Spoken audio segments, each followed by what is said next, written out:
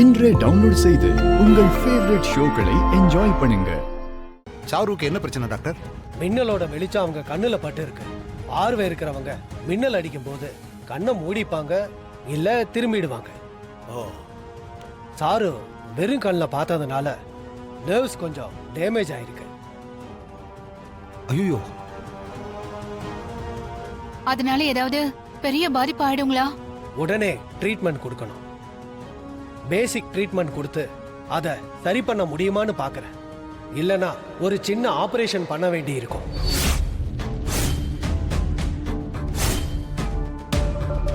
மச்சான் ஆபரேஷன் பண்ணணும்னு சொல்றாரு. டாக்டர், அவளுக்கு எதுவும் ஆயிடக்கூடாது. அதுக்கு என்ன செய்யணுமோ செஞ்சிருங்க.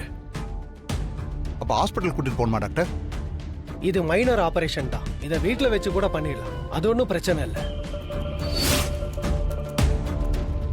அதுக்கான செட்டப் மட்டும் நீங்க பண்ணி கொடுத்தா போதும். மச்சான், அதுக்கு என்ன தேவையோ அதை கொஞ்சம் பார்த்து பண்ணுங்க.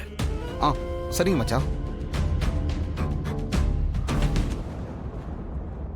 என் ஹாஸ்பிட்டல்ல இருந்து சில எக்யூப்மெண்ட்ஸ் இங்க வர வைக்கிறேன். அதுக்கு ஒரு ரூம் மட்டும் செட்டப் பண்ணிடுங்க. சரிங்க டாக்டர், பண்ணிடலாம். ஓகே.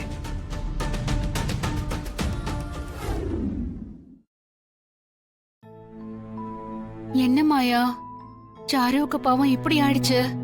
கல்யாணம் வர முடிவு பண்ணிருக்கோம். இந்த மாதிரி நேரத்துல இப்படி ஆயிடுச்சு. அதுவும் கரெக்டா இன்னைக்கு ஆயிருக்கு. எல்லாம் ஒரு பிளானோட தான் நடக்குது.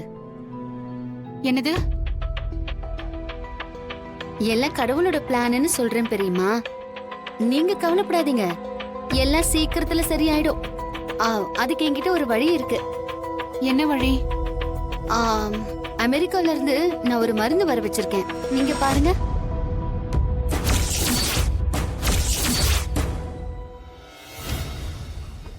எதுக்கு இது?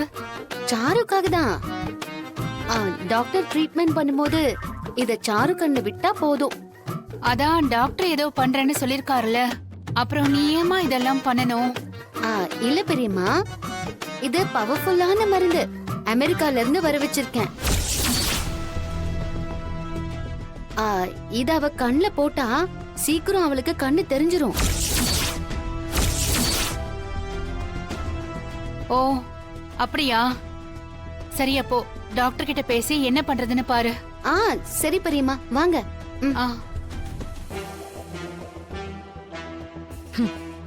பாத்தியா பார்வதி, இப்பவும் அவ கண்ணுல அந்த மருந்த போடதான் பாக்குறா. இவள சாரு பக்கமே விடக்கூடாது. வாங்க, நம்ம உள்ள போலாம். போ.